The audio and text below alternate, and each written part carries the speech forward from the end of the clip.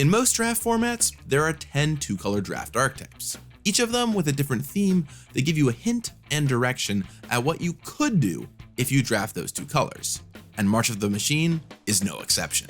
Good morning, Magic. I'm Gavin Verhey from Wizards of the Coast, and today I'm going to walk you through what the 10 two-color archetypes you can expect this time around are. There are definitely some unusual ones here, even for Magic veterans. Let's get started.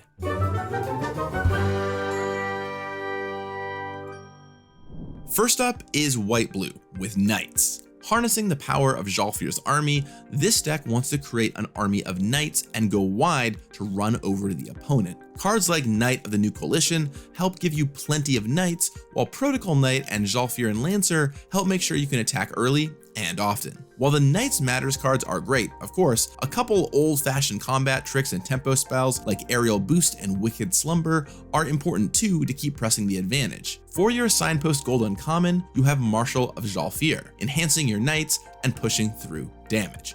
Perfect. One thing I will note in March of the Machine is that each color pair actually gets a multicolored battle in addition to its other gold uncommon. They're not necessarily on theme, though they certainly can be, but it certainly doesn't fight against the theme either.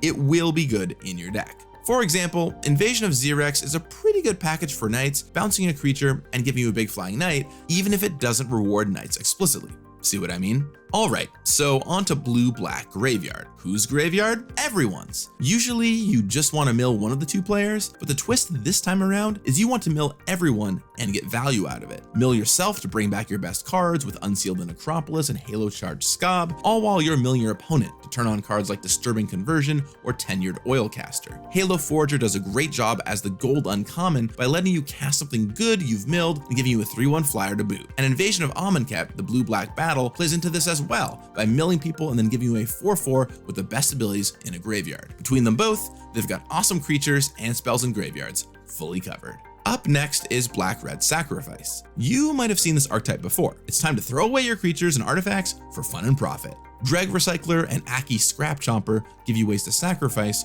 while Ickershade grows in the process. Token makers, like Rawl's Reinforcements, are excellent here too, giving you material to sacrifice. Keep a special eye out for Furnace Rains at Uncommon. It's easy to turn this into an awesome removal spell with sacrifice outlets. And even when none are already in play, you can use Corrupted Conviction out of your hand. At Uncommon Gold, we have Stormclaw Rager, which is among the strongest sacrifice rewards we've ever seen for this archetype at Uncommon before, converting creatures straight into cards and counters for just 1 mana. The uncommon battle, Invasion of Asgol, also plays into this, giving you something on the backside that's just good if stuff is dying, whether it's yours or your opponent's. Moving along to red-green, we have something we have never done before, because we literally couldn't: red-green battles. This mid-range deck smashes both your opponent and battles you give them with big creatures, using cards like War Train Slasher and War Historian, and then Wildwood Escort to bring them back to your hand and do it all again. While it plays a lot like a green-red deck full of big creatures, you'll definitely want to prioritize battles here, and Rampaging Geoderm, the red-green uncommon. It comes down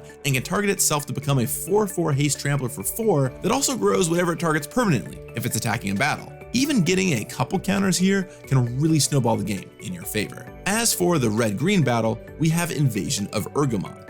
The front side helps ramp you, and the backside ensures you can keep your battles coming.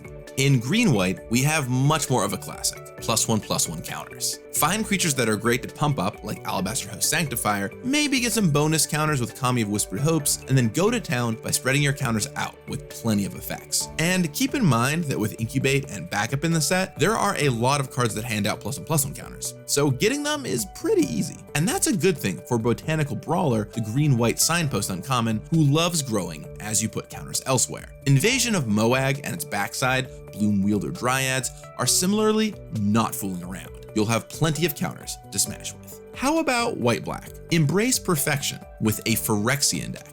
This one works a little differently than the others. At common, you just have plenty of Phyrexian-typed creatures and incubator tokens that turn into Phyrexians. Between these and some solid removal, you can start putting a deck together. But the payoffs for Phyrexians live at uncommon, and they're quite strong, in cards like Phyrexian Awakening, Phyrexian Censor, and Gift of Completion. This is a unique archetype in that I'd really look for some of the uncommons while drafting to help put me into it. And speaking of uncommons, both the black-white ones pack a punch, with Sculpted Perfection pumping up all your Phyrexians and giving you an incubator, and the backside of Invasion of New Capenna, the holy Frazzle cannon meant to fight the Phyrexians, ironically being the perfect tool for the Phyrexians to have a second source of team pump. Look for those sweet uncommons as a sign to move into this deck. Blue-red is a neat one, with an old mechanic in kind of fresh colors. Convoke. You'll want to find some cheap token makers like Rawl's Reinforcements and Preening Champion, and then use them to power out Convoke cards like Thunderhead Squadron and Shivan Branch Burner. And while those are both more expensive to cast, there are cheaper ones too. And one cool thing about Convoke is that it helps you play multiple spells in a turn, which turns on cards like Xerax Strobe Knight, or lets you trigger the Prowess on Kenra Spellspear or its backside, Gitaxian Spellstalker, multiple times for a bit of Spellslinger gameplay. And speaking of tokens and slinging spells, Joyful Storm Sculptor is an in-demand signpost for this deck, giving you a reward specifically for casting cards with Convoke. Invasion of Kaladesh, the battle, is much more sideways, a good example of how the battles don't always play into the archetype theme, but it does make you a token for cheap and then give you a cool vehicle for you to smash with later. And speaking of cheap tokens, Black-Green is a mid-range deck that takes advantage of incubating. You'll want cards to create incubate tokens, of course, like Converter Beast and Traumatic Revelation, but something less apparent is this deck is very mana hungry because of its need to transform its incubators. So something like Blighted Burgeoning bridges the gap perfectly, accelerating you while setting you up with more incubators. Your payoff comes in Elvish Vat Keeper, which lets you transform your tokens with ease and make them even larger. There aren't a ton of explicit incubator payoffs other than just giving you more creatures, but the Vat Keeper is excellent. The black-green battle, Invasion of Lorwyn, has nothing to do with incubating other than telling you to play plenty of mana sources, but is just a nice card your black-green deck will certainly want to play. The backup is here, with red-white backup. This aggressive deck is a lot different from green-white counters, with a bit of a backup spice on top of an attacky strategy. Cards like Boluslinger help you smash through, while Hanger Scrounger digs for just what you need. Sunblessed Guardian is a cheap creature that makes for a great target for your backups. Once it transforms, it attacks with a token that keeps all the counters that were put on it. And of course, like any highly aggressive deck, combat tricks and cheap removal spells are important here, so you can keep on attacking and put your opponent on the back foot. That said, backup can definitely help create some surprises for your opponent, and Mirror Shield Hoplite does a great job there, doubling up on your backup. Invasion of Kylum, Go Battlebond reference, doesn't deal with backup, but it definitely does a great job at keeping the pressure on. And finally, we once again have green-blue ramp. You've probably, wait, what's this? It's not ramp this time? Yes, indeed, it's actually green-blue transform. In this archetype, you want to control transformed permanents, such as battles, incubator tokens, or the common transforming creatures that use Phyrexian mana that are out there. Cards like Oculus Whelp and Corruption of Tawashi even give you bonuses for this. And Omen Hawker helps give you mana to transform your incubator tokens or those transforming creatures. Wait, mana to transform these cards? Is this secretly just ramp in disguise? Look, just let me have this one, okay? Anyway, Mutagen Connoisseur is a nice 3-mana flyer that hits hard as you transform a bunch of cards in the late game and blocks great in the meantime. An Invasion of Pyrulia both helps you find double-faced cards and gives you a beater that protects cards once it's transformed. And there you go, the 10 draft archetypes of March of the Machine.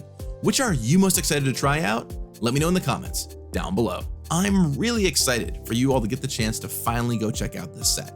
It's a real doozy. And speaking of checking out the set, the pre-release kicks off on April 14th. So go try these out at your local game store next week. Be sure to check in with them to pre-register and grab a spot. I'll talk with you again soon. And in the meantime, may you find the perfect draft archetype.